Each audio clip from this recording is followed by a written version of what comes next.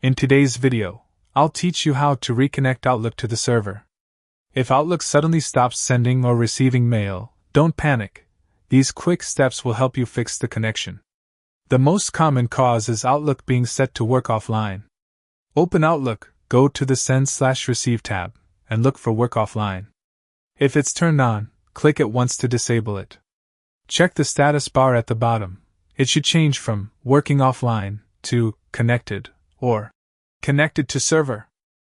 Next, restart Outlook. Close it completely, wait a few seconds, and reopen it. This clears temporary glitches and forces Outlook to reconnect.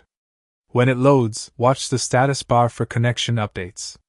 Large mailboxes may take longer to sync, so a short delay is normal.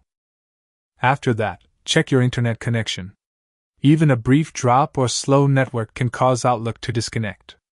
Load a web page or run a quick speed test to confirm you're online. If you're on Wi-Fi, make sure you have a strong signal or move closer to your router. If you're using a VPN or proxy, try disabling it temporarily, since these can interfere with Outlook's server connection. Once your connection is stable, trigger a manual sync. Go to the View tab and click Sync, or simply press F9. This forces Outlook to immediately send and receive email. Watch the bottom of the window for progress, and check if new messages appear.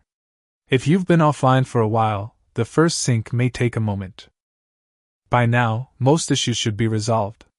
To recap, turn off Work Offline, restart Outlook, confirm your internet connection, and force a manual sync with the View tab or F9.